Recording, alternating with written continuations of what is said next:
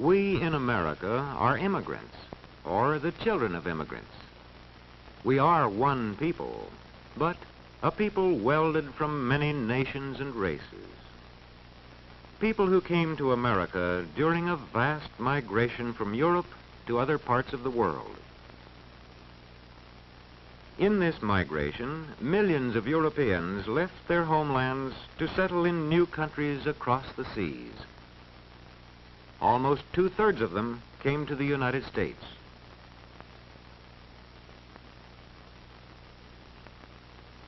When we became a nation, our population numbered just under 4 million.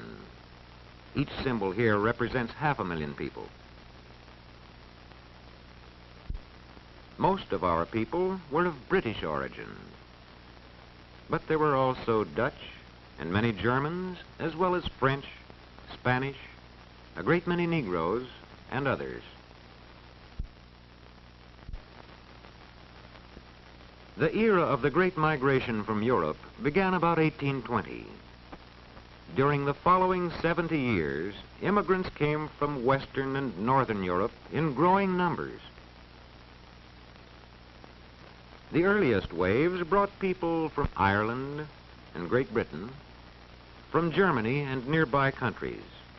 Later, the Scandinavians joined the migration from the north and west of Europe. Then, in the 80s, from the south and east they came as the migration fever spread deeper into Europe.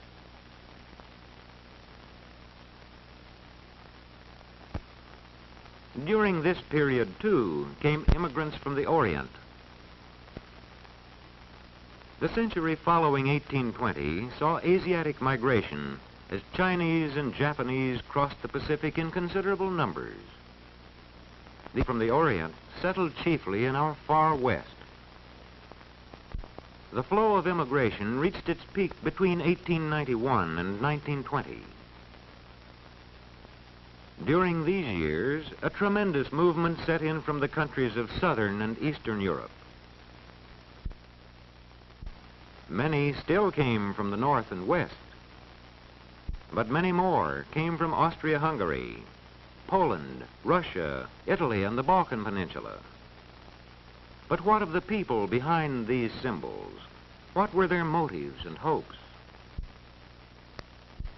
Let us turn back to a steamship agent's office in a European port a half-century ago. Most of those seeking passage to America are farmers and peasants, like this family from Eastern Europe. Behind them lie years of labor on land that could never be theirs. A man grows discontented when his own labors and the labors of his family go mainly to enrich a landlord.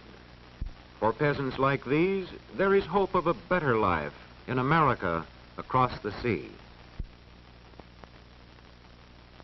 And there are those who have known at firsthand the political oppression of autocratic governments. Governments that deal swiftly and ruthlessly with those who dare to champion political liberty and freedom of expression. To the man deprived of civil rights in his native land, America offers the hope of freedom.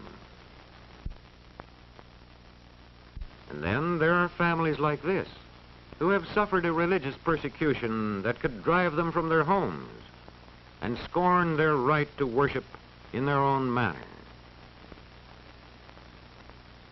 For such as these, there is the promise of religious freedom in immigration to America. These and millions of others like them make up the Great Migration. Millions of every nation and calling, drawn together by their vision of America, a vision of land, opportunity, and freedom. These face the long ocean voyage.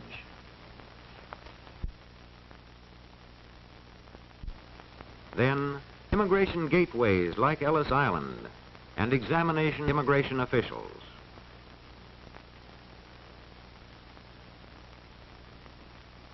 Here, at the turn of the century, almost all Europeans enter freely, except undesirables such as criminals. For all mules, there is a medical examination to weed out those with serious illnesses and dangerous diseases.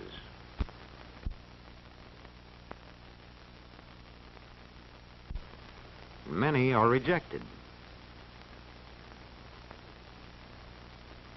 Once in the new land, what lies ahead? These groups of Europeans that before 1890 spread rapidly westward to settle both on the farms and in the cities. By the year 1900, settlements of Germans were scattered widely from east to west. Scandinavians were grouped in the northern Middle West, and the Irish were largely concentrated in the northeast.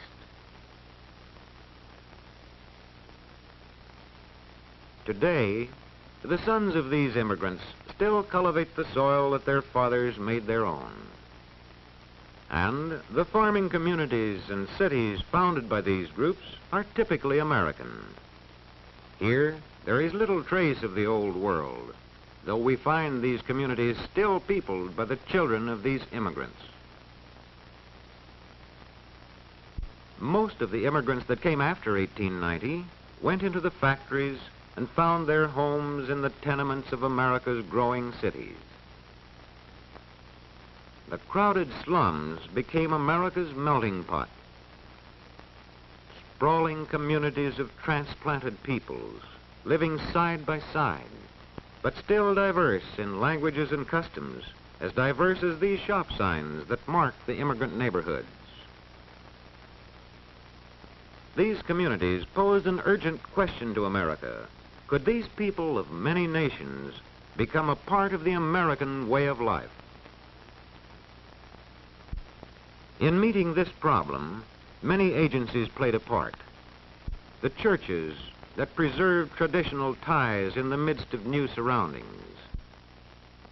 The newspapers that spoke to the immigrants in languages they knew.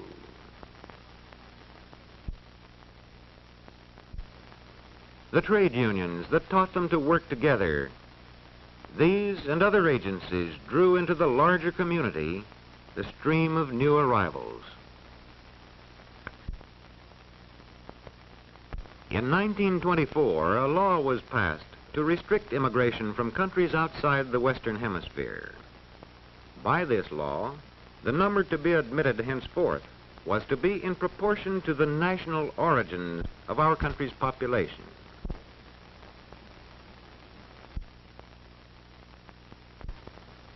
This gave to Northern and Western Europe more than 80% of the total, while Southern and Eastern Europe received less than 20%. After 1924, immigration from Europe dwindled and virtually stopped during the Depression of the 1930s. But immigration from our American neighbors went on. A century of immigration has brought in many people from Canada, and more recently, there has been a lively migration from Mexico, as well as from the Caribbean area.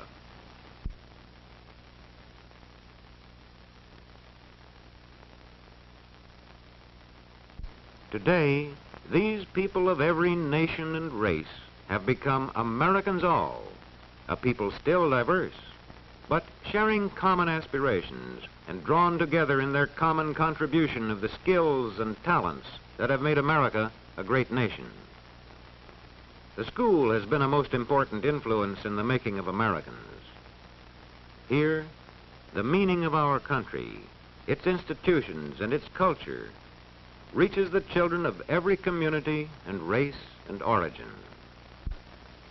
Here, too, the latest arrivals from abroad, young and old alike, have an opportunity to study the language and history of America.